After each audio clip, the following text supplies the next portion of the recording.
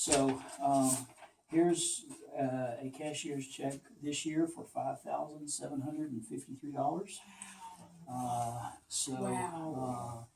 Of course, it's made out to her. And we hope that helps. I'm sure the financial obligations that you have had to have to deal with, I know healthcare, even when you have insurance, is costly. Mm-hmm. So hopefully that helps a little bit.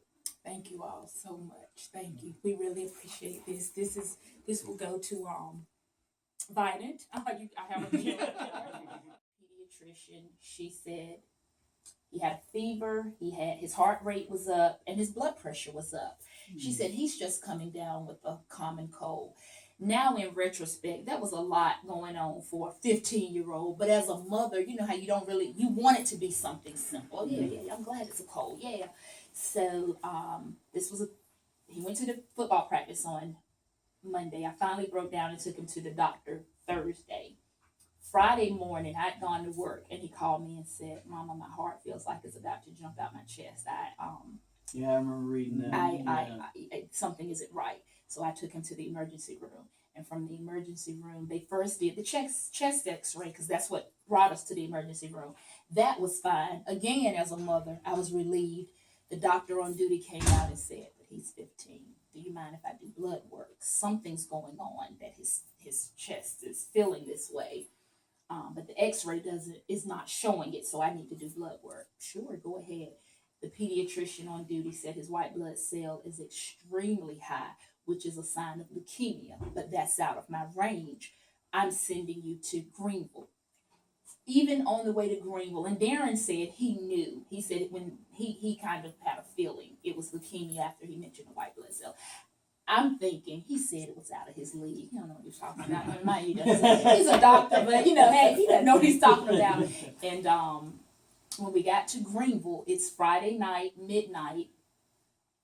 They wanted to do this lumbar procedure that I was telling you all about. They wanted to do that, but it's midnight, so they don't want to call in the people to sedate them and do this. And I'm like, get them in.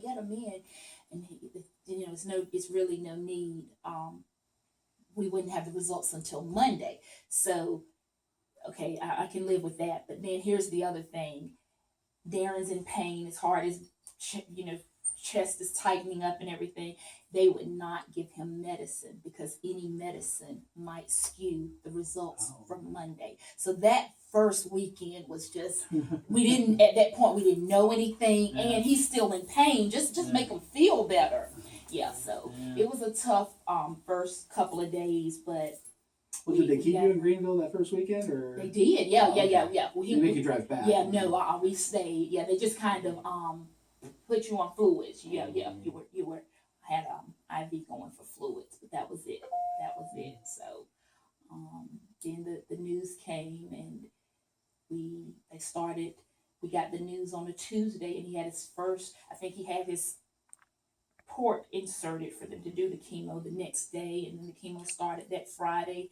We've been getting chemo every Friday ever since. And I'm going to tell you all this, and I know you have to go because you're busy. As a 15-year-old, he's since turned 16. His concern was losing his hair. Of course, my concern was, everything else. But God has just sorted it out. His hair got very, very thin, but he never lost it all. In fact, yesterday he went and got his first haircut after 2 months. So he actually had enough to cut. Yeah, so